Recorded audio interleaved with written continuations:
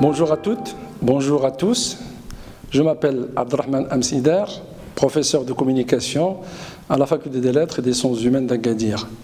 Je suis très heureux d'être avec vous aujourd'hui pour vous présenter la discipline communément appelée sciences de l'information et de la communication. Mais bien sûr, je n'aurai pas la prétention de présenter cette interdiscipline, comme l'appellent d'ailleurs la plupart des chercheurs en sciences de l'information et de la communication. Je vais m'intéresser à l'objet communication. Donc je laisserai de côté, bien sûr, la présentation des approches, la dimension recherche, la dimension scientifique, et je vais m'intéresser surtout à une vulgarisation, une initiation à la communication, et surtout, j'essaierai de me limiter aux approches de la communication interpersonnelle. Comment, d'abord, peut-on parler de la communication, comme le disent la plupart des chercheurs, comme Volton, comme Bonniou, et d'autres? Il n'y a pas une réalité qu'on appelle la communication, il y a les communications, puisqu'aujourd'hui, la communication embrasse à la fois le journalisme, les médias, l'organisation, l'économie, la politique, etc. Et donc moi je vais vous proposer aujourd'hui une initiation à la communication. Donc je vais, si vous le permettez, et pour vous faciliter la compréhension de cette capsule, je vais répartir ma présentation, on va dire, en 3 temps.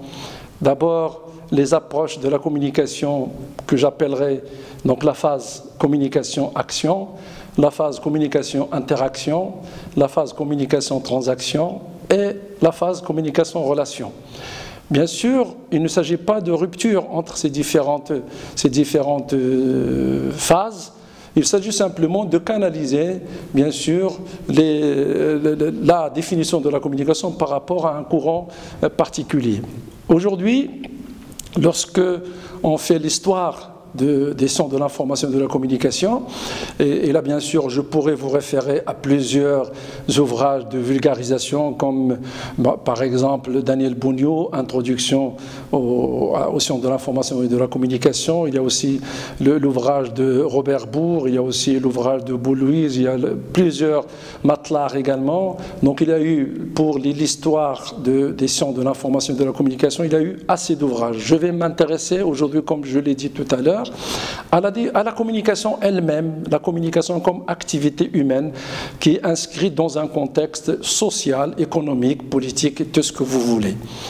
Alors, les premières approches, la communication-action. Pour ces approches, la communication était définie comme la simple transmission de l'information d'un émetteur vers un récepteur, moyennant bien sûr un code, un canal, et bien sûr, j'inscrirai dans ces approches par exemple le modèle mathématique de Shannon et Weaver, j'inscrirai même également le modèle de Lasswell, qui sont des modèles dont on a dit qu'ils étaient en fait des modèles linéaires qui accordaient beaucoup plus d'importance à l'émetteur et qui reléguaient au second plan, bien sûr, le récepteur. C'est-à-dire qu'en fait, le récepteur n'avait aucune place dans ces schémas. Donc la communication à ce niveau-là était définie comme étant la simple transmission de l'information. Bien sûr, tout le monde connaît le schéma de Shannon qui se divise en quelques éléments. Par exemple, donc l'émetteur, le récepteur, le canal, le code et le message. Et bien sûr, on peut dire que ce fut le premier schéma de la communication qui a été par la suite, bien sûr, transposé sur la communication humaine, notamment en 1963 par Roman Jakobson, qui a, avec son fameux, bien sûr, schéma auquel il a ajouté le contexte, et également auquel il a ajouté aussi les 6 fonctions du langage. Après, bien sûr, toujours dans ces modèles linéaires, il y a aussi Harold Lasswell, bien sûr, qui a, avec ce qu'on appelle le schéma des 5 questions, qui dit quoi, à qui, comment et avec quels effets. Mais bien sûr, ce schéma-là était beaucoup plus un schéma qui s'adapte à plusieurs récepteurs, puisque c'était un schéma, bien sûr, de la communication de masse, et c'est un schéma qui est resté linéaire. Il accordait l'importance surtout à l'émetteur. D'ailleurs, la première question, c'est qui donc cela signifie l'émetteur.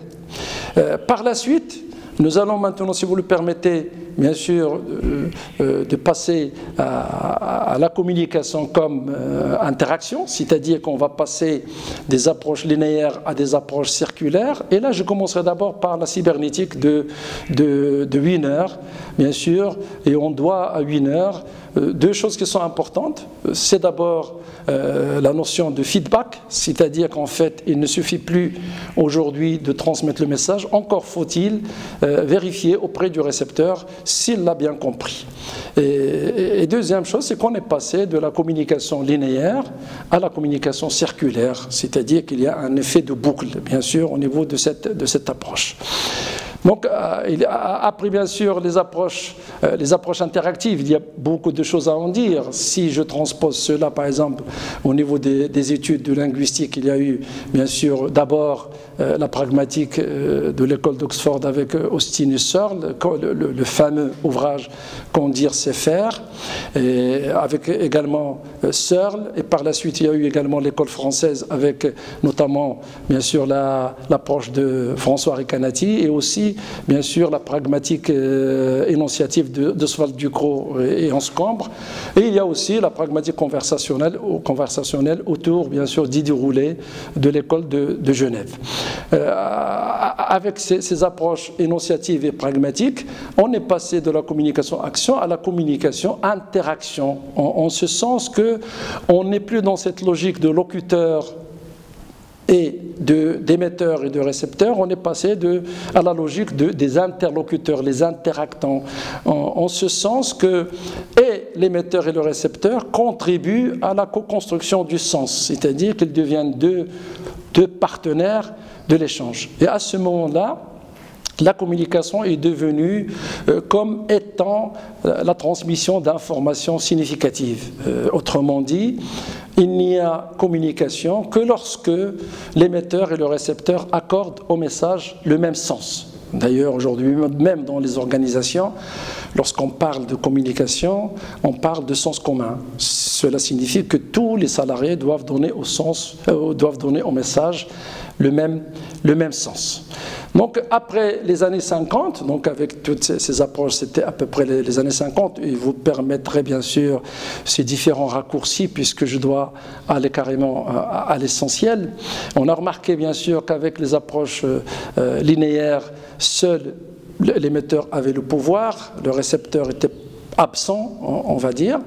À partir des années la fin des années 50, il y a eu bien sûr les approches psychosociologiques. Je vais m'arrêter surtout sur deux approches. La première, c'est l'école Palo Alto. Bien sûr, l'école Palo Alto, vous savez, l'école Palo Alto est une petite ville dans le sud de la Californie. Il y a eu donc un groupe autour, bien sûr, autour de Paul Václavic, bien sûr, ce groupe s'est constitué pour aborder les phénomènes liés à la communication. L'un des intérêts majeurs de cette approche, c'est d'abord d'avoir mis l'accent sur l'interaction sociale, l'interaction comme fondement, bien sûr, de la communication, et aussi d'avoir mis en évidence certains paramètres qui sont encore aujourd'hui d'actualité. Il y a eu par exemple les axiomes, parmi lesquels il est impossible de ne pas communiquer. Cela signifie que la communication est inévitable et que même le refus de communiquer est une forme de communication. Cela signifie que lorsque je refuse de communiquer avec mon interlocuteur, je lui envoie quand même un message. Et ce message, bien évidemment, est détecté et interprété par mon interlocuteur. Le deuxième axiome également qui me paraît personnellement très intéressant, c'est qu'il n'y a pas de non-communication. C'est-à-dire, comme il n'y a pas de non-comportement, il n'y a pas de non-communication. Autrement dit, comme le dit d'ailleurs l'école Palo Alto, tout est communication. Un autre axiome, c'est que la communication est prévisible. Cela signifie qu'à travers mes expériences avec les autres, je peux facilement deviner leurs réactions, leurs leur comportement. Il y a bien sûr d'autres axiomes. La communication, bien sûr, se fait à un double niveau. Le niveau du message, c'est-à-dire le contenu, ce qu'on appelle aussi le niveau digital, et le niveau analogique, cela signifie aussi c'est le niveau relation. Le niveau donc relation, ce que l'école Palo Alto appelle également niveau analogique. À partir de cette approche, je vais aussi donc enchaîner avec une autre approche beaucoup plus du côté de la psychologie, c'est l'approche de l'analyse transactionnelle. Qu'est-ce que l'analyse transactionnelle? C'est une approche bien sûr en thérapie et en psychologie qui a été mise en place par Eric Berne. Et bien sûr, cette approche a l'intérêt également toujours de revenir sur l'intérêt de l'interaction, bien évidemment, en communication, mais pas seulement en communication, mais également dans d'autres activités humaines, bien sûr, sur lesquelles Eric Berne s'est attardé. Parmi les concepts les plus intéressants, enfin, les plus importants à mon sens, pour nous, c'est-à-dire au niveau de la communication interpersonnelle, c'est que d'abord, Eric Berne a réparti en fait disons l'être humain en état du moi. Il y a d'abord l'état parent, il y a ensuite l'état parent, c'est tout ce qui provient de l'éducation, de la religion, des valeurs, etc. Il y a aussi l'état adulte, c'est le siège, comme on dit, c'est le moi rationnel. Donc l'état parent, c'est le moi appris. L'état adulte, c'est le moi rationnel. C'est le siège de l'objectivité, de la rigueur, de la neutralité, etc. Il y a le moi enfant, c'est ce qu'on appelle le moi ressenti. C'est tout ce qui est désir, émotion, etc. Bien sûr, nous développons tous ces états du moi. Il y a bien sûr l'état parent qui se met rapidement grâce à l'éducation, bien sûr, ou à tout ce qui entoure l'éducation, la morale, etc. C'est lui qui se met en route. Mais les autres aussi peuvent interviennent bien sûr par la suite dans l'éducation, dans les expériences que nous faisons à travers bien sûr nos... Et bien sûr ces trois états du moi, bien sûr, peuvent influencer nos manières de nous comporter. Si par exemple, je suis quelqu'un qui cherche bien évidemment à tout vérifier, à chercher les détails, à me renseigner, à accumuler beaucoup de données avant de prendre une décision, cela signifie que c'est mon état adulte, c'est mon état du moi adulte qui gouverne, qui est dominant. Là, si par contre je me laisse guider par des émotions, super, j'adore, c'est super, c'est très bien, allez, on y va, là c'est l'enfant, c'est l'état du moi enfant qui va. Par contre, si je suis quelqu'un qui généralement va faire des critiques aux gens, qui va leur dire tu n'aurais pas dû faire ça, pourquoi tu n'as pas fait ça, ça c'est pas bien ça, là c'est bien évident, cela signifie que je réagis avec mon état parent. Bien sûr, dans ces différents états, je n'aurai pas le temps de m'y attarder, mais l'état parent se compose également d'un parent positif et d'un parent négatif, c'est-à-dire d'un parent qui va dévaloriser l'autre tout le temps, tu ne vaux rien, tu ne mérites même pas ce poste, je n'aurais jamais dû, etc. Vous avez également le parent donnant, nourricier, c'est quelqu'un qui peut réconforter, mais quelquefois qui peut aussi surprotéger. L'adulte, bien évidemment, comme je l'ai dit, se laisse guider par la rigueur et par la neutralité. Quant à l'enfant, bien sûr, il y a l'enfant rebelle, c'est celui qui cherche tout le temps à provoquer quelqu'un. Bien sûr, c'est quelqu'un qui ne tient pas en place. Et vous avez aussi l'enfant normatif, c'est un enfant adapté qui va se soumettre aux règles. Bien sûr, vous pouvez le transposer sur vous-même ou sur votre entourage. Dans le travail, on peut le trouver dans le contexte professionnel comme dans le contexte personnel.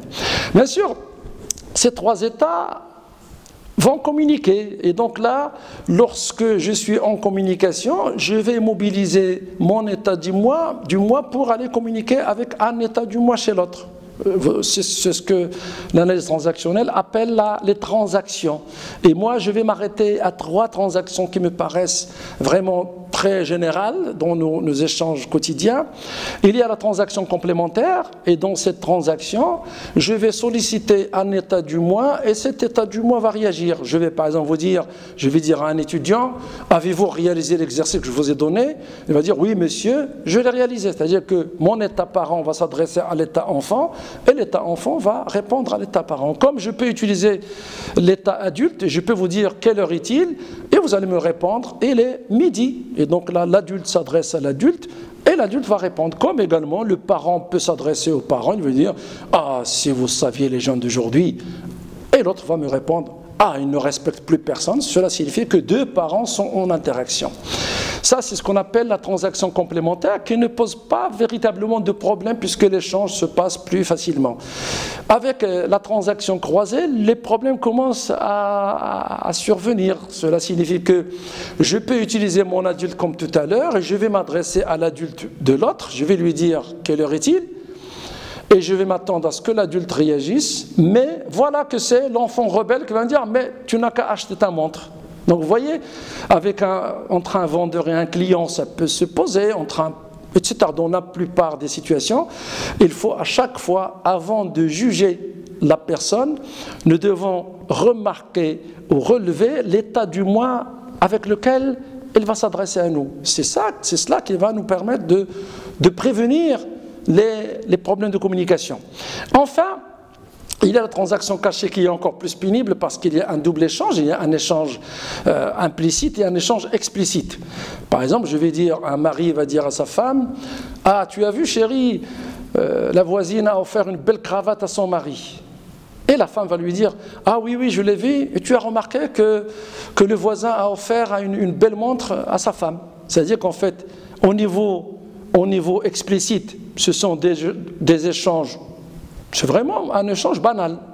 Mais au niveau implicite, il y a un double reproche. Je te reproche de ne jamais m'offrir quoi que ce soit et moi aussi je te reproche la même chose. Donc vous voyez, l'analyse transactionnelle est très intéressante parce qu'elle nous permet justement de prévenir ces problèmes de communication qui peuvent parfois demander un effort considérable afin de lever les ambiguïtés et les implicites et les sous-entendus dans un échange.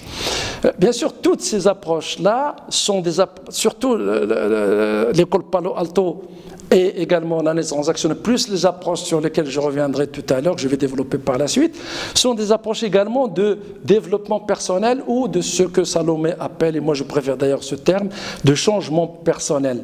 Parce que d'abord, il nous permet de travailler sur nous-mêmes, c'est-à-dire de remarquer quels sont mes états du moi, comment je vais m'accorder avec l'autre, parce que pour communiquer, il faut s'accorder, bien sûr, avec l'autre pour éviter justement les quiproquos, les polémiques, etc.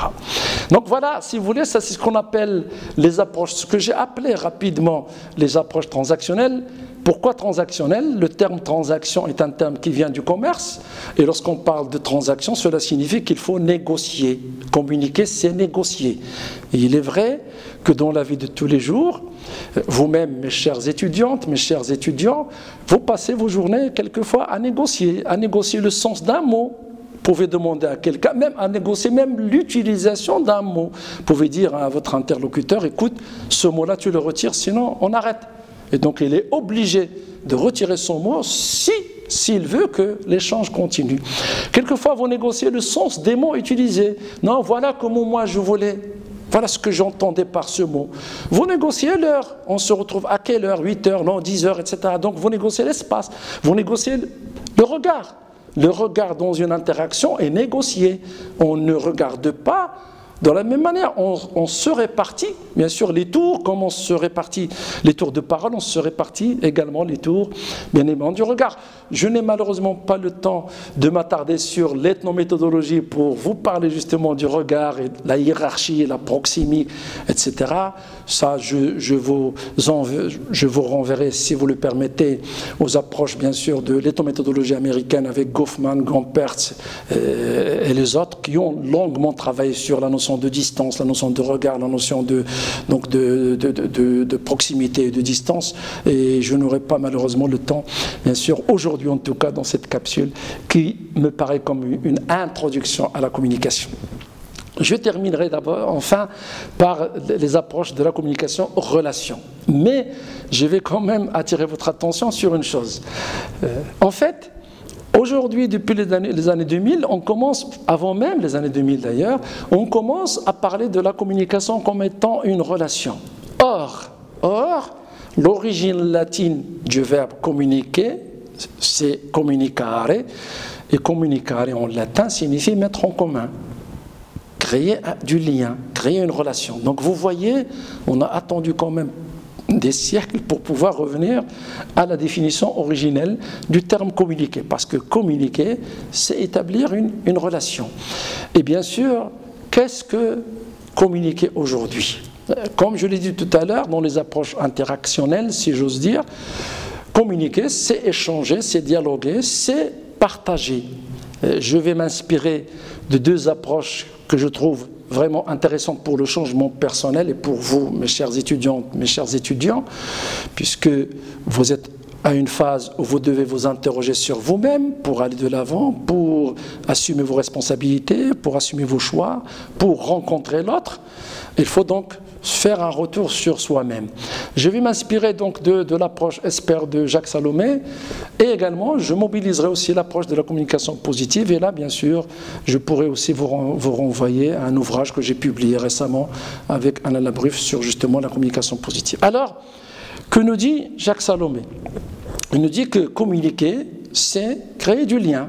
Bien sûr, c'est créer du lien, c'est établir une relation, c'est mettre en commun. Mais bien sûr, on peut mettre en commun des choses qui sont positives. Ah super, je suis très heureux d'être avec toi, vraiment tu es quelqu'un de sympathique, tu fais du bon travail. Comme je peux également partager avec l'autre, mettre en commun un discours négatif. Tu ne vaux rien. Ou même, je peux même diriger cette négativité vers moi-même. Moi, je ne sais rien. Toi, tu as de la chance. Moi, je n'ai pas eu de chance, etc. Je suis fautif. C'est moi la cause, etc. Donc, quelquefois, nous partageons ce double message. Mais si nous devons définir la communication au sens de Salomé, je vais la résumer à 4 verbes. Demander, donner, recevoir, refuser. Donc 4 verbes définissent toute la communication humaine, la communication interpersonnelle. Bien sûr, le problème ce n'est pas de demander. Le problème c'est la manière avec laquelle je vais demander. Est-ce que je vais demander en mettant l'autre dans l'obligation d'accepter ma demande, ou est-ce que je vais demander en laissant à l'autre la liberté d'accepter ou de refuser? Cela signifie que je dois être disposé à accepter l'une ou l'autre réponse de l'autre. Or, la plupart du temps dans nos communications, dans nos relations avec les autres, il suffit que vous refusiez pour que l'autre vous dise « Ah, tu n'es pas gentil, tu n'es plus mon ami, j'ai toujours cru que tu étais mon ami. » Donc, il faut faire ce saut, bien évidemment, de savoir que demander, bien évidemment, ce n'est pas forcément recevoir. Ça peut, bien évidemment, aboutir à un non-recevoir de la part de l'autre. La même chose avec les autres. Quand je refuse, par exemple, ce n'est pas mon interlocuteur que je refuse sa demande. Et comme le dit Jacques Salomé, il faut faire une différence entre la personne et la demande exprimée par la personne. Je t'aime bien comme personne, comme ami, mais je refuse la demande que tu exprimes parce que je ne suis pas apte à y répondre. La même chose avec accepter. Est-ce que je vais tout accepter, ce qui est bon et ce qui est mauvais pour moi? C'est-à-dire, est-ce que je vais mettre dans le même sac, tu es quelqu'un de bien, tu es beau et tu es moche? D'un côté, c'est un message positif, un message de bienveillance qui va procurer chez moi la vivance, bien, le dynamisme, la confiance en soi, l'estime de soi, et tu ne vaux rien, qui vise, bien évidemment, à, comme le dit Salomé, tout simplement à me polluer. Est-ce qu'aujourd'hui, je suis capable de faire la part des choses, c'est-à-dire d'accepter le message positif parce qu'il est bon pour moi? Comme je l'ai dit, il va procurer chez moi la joie de vivre, la vivance, je vais être bien dans ma peau. Et est-ce qu'aujourd'hui je suis capable de ne pas accepter le message toxique, le message négatif parce qu'il n'est pas bon pour moi? C'est-à-dire de dire à l'autre, c'est toi qui me vois comme étant nul. Ce regard, il est chez toi. Je ne deviens pas nul parce que toi, tu l'as dit. Bien sûr, quand je ne refuse pas l'autre, je refuse la critique qu'il m'a faite parce qu'elle n'est pas bonne pour moi. Est-ce qu'aujourd'hui, mes chers étudiants, est-ce que vous êtes vous êtes disposé à faire ce saut, c'est-à-dire d'accueillir d'abord le message de bienveillance, parce que là aussi, est-ce que nous savons recevoir le message positif? La plupart du temps, vous dites à quelqu'un, tu as une belle chemise, il peut vous dire, ouais, mais elle est vieille. Tu as de belles chaussures, ce sont les chaussures de mon frère. Tu es beau, il peut vous dire, tu te moques de moi. C'est-à-dire des gens qui ne savent pas accueillir le message positif. Or, le message positif est un message qui va renforcer l'estime de soi chez moi, qui va renforcer la confiance en soi. Je vais me sentir bien dans ma peau quand je reçois des messages positifs. Et surtout quand je sais les accueillir et même les amplifier. Eh bien, merci beaucoup pour la chemise, ça me fait plaisir de l'entendre. Eh bien, je vous remercie de votre gentillesse et je suis également très heureux de travailler avec vous. Bien sûr, savoir recevoir le message positif et savoir restituer le message toxique. Bien sûr, dans une logique relationnelle, rappelez-vous, communiquer, c'est établir une relation. Parce que quand vous réagissez à quelqu'un qui vous dit « tu es nul » et vous lui dites « toi-même, tu es nul », vous êtes réactionnel. Vous n'êtes plus relationnel. Donc il faut être dans une logique relationnelle. Bien sûr, cette approche du changement personnel chez Jacques Salomé, que je mobilise souvent dans mes formations, est très intéressante à mon sens, parce qu'il nous permet d'abord de nous réconcilier avec nous-mêmes, parce que, comme le dit Salomé, pour être un bon compagnon pour autrui, il faut d'abord être un bon compagnon pour soi. La plupart des gens, malheureusement, s'autoproposent des relations toxiques. Beaucoup de gens qui se dévalorisent, qui se réveillent le matin tout en n'étant pas contents d'elles-mêmes. Je suis moche. Des gens. Donc, il faut d'abord avoir de la bienveillance vers soi-même. Il faut s'accepter tel que nous sommes, avec bien sûr, avec nos forces et nos faiblesses, avec nos atouts et nos limites. Ça, c'est très important, bien évidemment, et d'être heureux d'être soi-même. Ça, c'est vraiment le pilier du changement personnel. Et ensuite, bien évidemment, d'aller vers l'autre et de proposer, bien sûr, être un bon compagnon pour l'autre, c'est de partager avec l'autre, bien sûr, une relation sincère, de bienveillance. Quand des choses ne vont pas, il faut les dire, donc toujours tout en restant dans une optique relationnelle. Ça, c'est très important. Il ne faut pas confondre la personne et la relation avec la personne. Il faut garder les deux. Je te dis ça parce que je t'aime bien.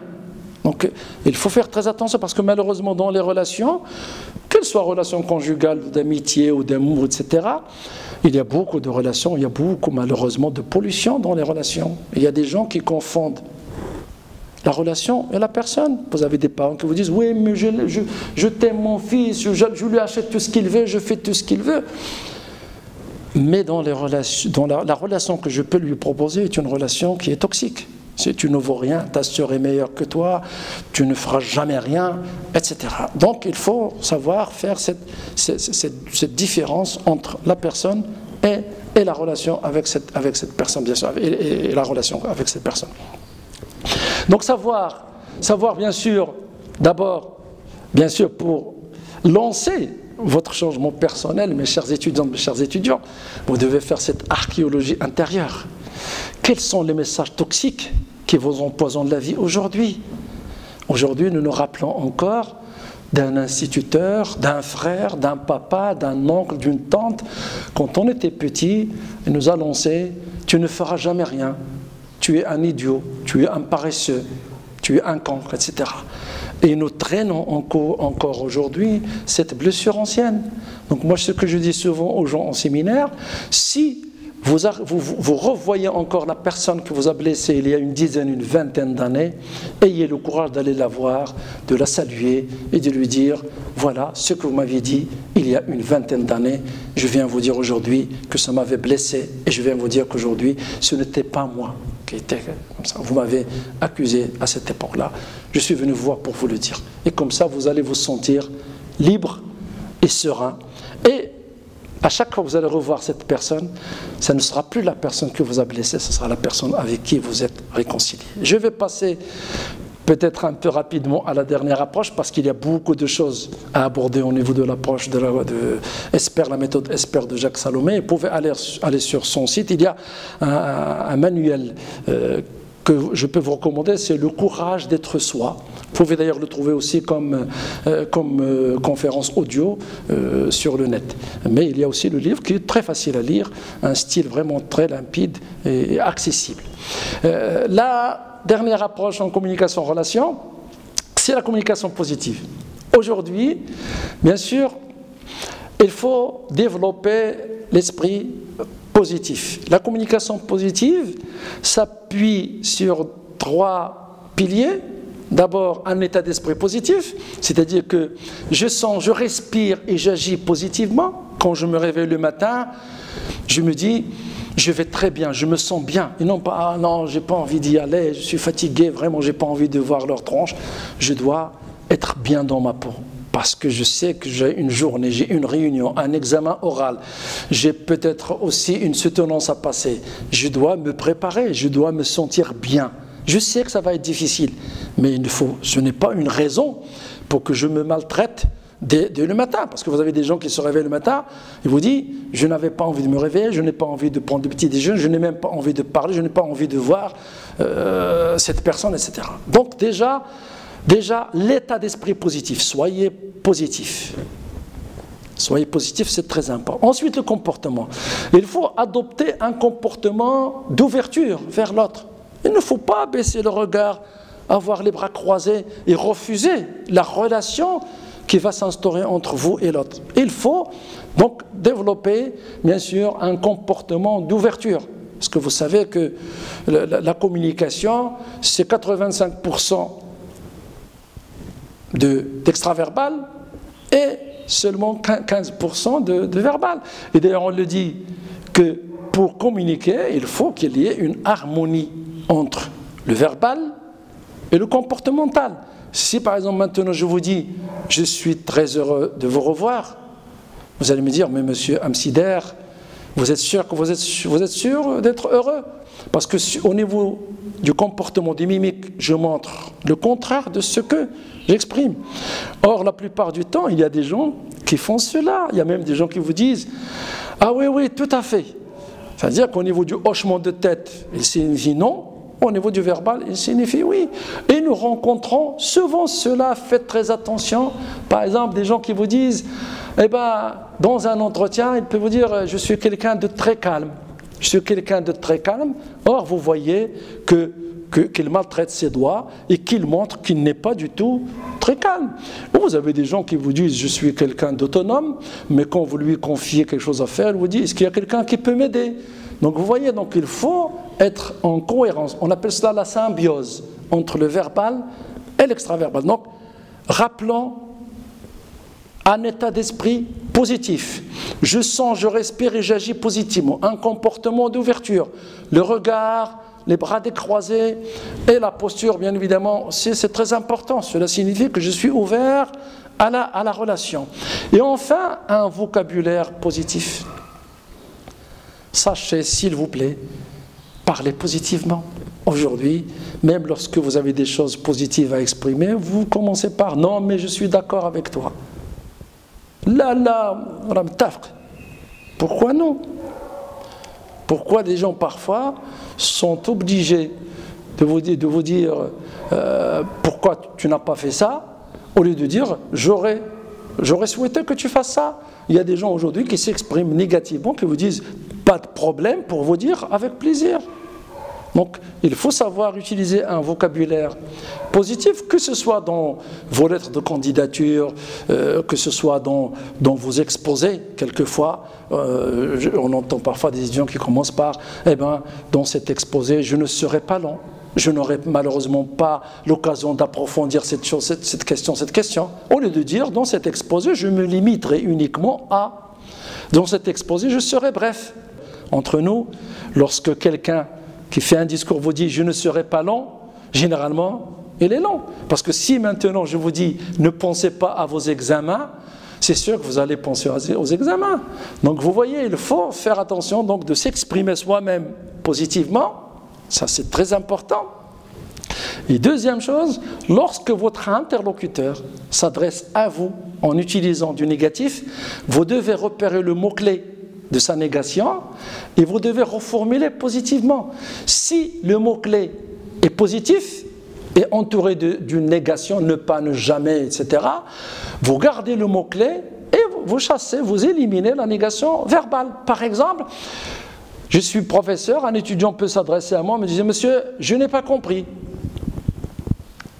Si je ne suis pas sensible à la communication positive, je vais lui dire « Qu'est-ce que vous n'avez pas compris ?» Il y a de fortes chances qu'il me dise « Monsieur, je n'ai rien compris ». Et moi, je vais lui dire, parce que je vais me sentir attaqué par lui, je vais lui dire « Eh bien, si tu n'as rien compris, c'est ton problème, tu n'as qu'à réviser ta leçon ». Donc vous voyez, il y a souvent ce genre de situations qui peuvent dégénérer tout simplement parce que le premier interlocuteur n'a pas su transformer. Donc moi, je reviens sur « Monsieur, je n'ai pas compris », eh bien, je vais reprendre le terme « comprendre » parce qu'il est positif. Eh bien, monsieur, puisque vous voulez comprendre, permettez-moi de vous donner un exemple en plus. Et c'est sûr que l'autre va m'écouter. On va sortir de la polémique, on va sortir du reproche et on va instaurer un dialogue. Donc, il y a souvent dans nos communications, il y a souvent ce genre de choses. Quelqu'un qui me dit « je ne suis pas d'accord avec toi », généralement je vais dire « si tu n'es pas d'accord, c'est ton problème ». Et là, je laisse la polémique, je laisse l'affrontement. Au lieu de lui dire « eh bien, puisque tu as un autre point de vue sur la question, je serais heureux de l'entendre ». Donc vous voyez, je transforme, et là j'invite l'autre à s'exprimer, je lui dire, si tu as un point de vue qui est intéressant, seulement comme tu le sais aujourd'hui, nous sommes pris par un autre, nous pourrons en reparler la prochaine fois. Donc vous voyez, souvent l'autre peut s'adresser à moi négativement parce qu'il a peur, parce que quelquefois aussi il veut instaurer avec moi un rapport de force, mais je ne dois pas céder au rapport de force. Rappelez-vous, la communication est relationnelle. Comment, dans les situations les plus difficiles, je peux transformer l'opposition, je ne suis pas d'accord, je ne veux pas, je ne sais pas, en un dialogue constructif pour préserver la relation. Bien sûr, vous voyez, j'ai résumé au maximum. Bien sûr, les approches, c'est un parcours d'à peu près 80 ans, si vous voulez, des années 40 jusqu'aux années 20. Je ne me suis pas aventuré à parler des approches médiatiques parce qu'elles se sont développées aux États-Unis. Ensuite, il y a eu les écoles, bien évidemment, les écoles françaises, ensuite les écoles, bien sûr, l'école de Birmingham, l'école également de Francfort, etc. Ça concerne un autre volet. Et là, aujourd'hui, je suis là pour vous simplifier les choses. La communication, aujourd'hui, est une discipline. Il est vrai qu'en France, elle a été reconnue en 1975 grâce à Roland Barthes, à Robert Scarpit et Dort. Aux États-Unis, elle est reconnue depuis plusieurs années au Canada aussi. Au Maroc, nous sommes en train, bien évidemment, de militer pour qu'il y ait des départements dans les facultés des lettres, notamment des départements en sciences de l'information et de la communication, parce qu'il y a aujourd'hui plusieurs initiatives, donc partout au Maroc, avec d'autres collègues avec qui nous travaillons. La communication, bien sûr, c'est une discipline qui a beaucoup d'avenir, parce qu'aujourd'hui, elle est en plein dans les organisations. Vous avez vu, par exemple, aujourd'hui, que grâce à la communication, on peut prévenir les crises. Et vous avez remarqué, je peux donner deux phénomènes. Le phénomène du boycott, et vous avez vu dans quelle mesure la souffrance en communication a amené l'amplification du phénomène, bien sûr, du boycott. La même chose aujourd'hui avec le Covid-19. Aujourd'hui, on a constaté que la communication est une dimension vitale pour l'organisation. Je suis sûr que dans les années à venir, la fonction communication va prendre sa place dans les organisations, parce qu'aujourd'hui, que ce soit les territoires, c'est-à-dire les collectivités territoriales, ou que ce soit les administrations publiques, les entreprises publiques, ou également les entreprises privées, la dimension communication s'impose aujourd'hui comme fonction, comme exactement comme le marketing, comme la gestion des ressources humaines, comme l'audit et contrôle, etc. Elle a de l'avenir. C'est une discipline qui est en train de se mettre en place, bien sûr, au Maroc. Et si vous permettez, je vais revenir quand même juste à quelques problèmes qui peuvent naître, bien sûr, d'un processus de communication.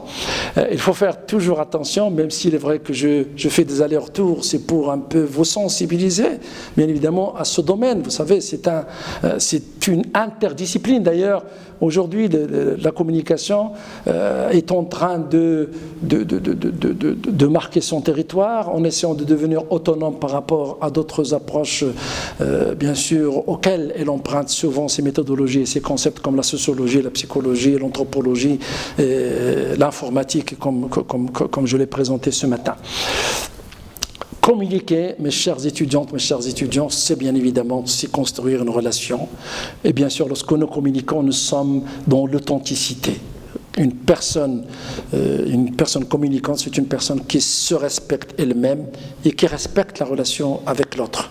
Elle communique de manière positive, transforme le négatif d'autrui également, sait comment demander, sait comment donner, sait comment refuser, sait également comment accepter.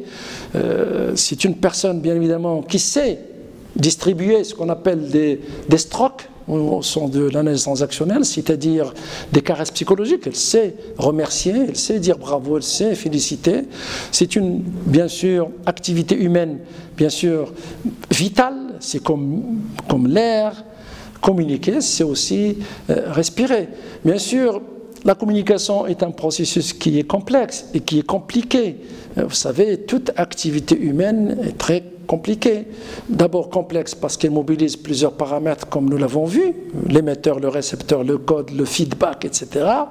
Mais également, il provient de l'homme. Et donc, c'est ça qui la rend, bien sûr, difficile. Il y a plusieurs écueils et plusieurs malheurs qui peuvent être déclenchés à cause d'une mauvaise communication. C'est ce qu'on appelle bien sûr les obstacles. Donc méfiez-vous des obstacles suivants. Par exemple, si je vous dis par exemple le premier obstacle, c'est le phénomène des préjugés. Lorsque vous avez envie de communiquer avec quelqu'un, maîtrisez vos préjugés. N'ayez pas une perception négative avec quelqu'un, sachant que vous allez vers lui pour communiquer avec lui. Donc débarrassez-vous de vos préjugés négatifs. Deuxième chose également, lorsque vous voulez communiquer avec quelqu'un, adaptez-vous à votre interlocuteur. Si par exemple lui il est là et vous êtes là, ne restez pas là. Si vous êtes étudiant et vous vous adressez à un ouvrier qui n'a jamais été à l'école, si vous utilisez votre langage savant, eh bien vous allez rester là et lui il sera là. Donc adaptez votre langage à votre interlocuteur. Donc il faut adapter le langage à l'interlocuteur aussi. Autre chose également, quand vous avez envie d'aller vers quelqu'un pour communiquer, si vous êtes dans un état psychologique de nervosité, de colère, n'ouvrez pas l'interaction. Parce que tout ce que vous allez réussir à faire, c'est de déposer votre colère chez l'autre. Si vous êtes nerveux, vous allez parler avec une certaine émotion et l'autre va réagir. Pourquoi tu me cries dessus? Pourquoi? Et donc la communication va se bloquer. Si vous êtes aussi en train d'écouter l'autre, il faut aussi savoir pratiquer l'écoute active. C'est très important. Depuis Carl Rogers, on parle bien sûr de l'écoute active. L'écoute active, c'est bien évidemment d'arriver à vous mettre à la place de l'autre, à ressentir ce qu'il ressent. Ce n'est pas à le remplacer, mais à le comprendre, tout simplement. Il y a des gens parfois qui ne savent pas écouter.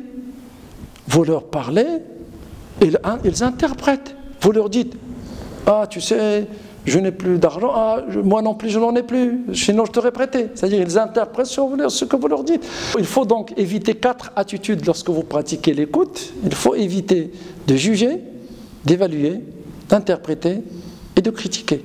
Donc il faut écouter avec bienveillance, bien sûr, se mettre à la place de l'autre sans le remplacer. Bien sûr, je ne dis pas qu'il faut absolument le remplacer, il faut simplement écouter avec bienveillance. Donc l'écoute.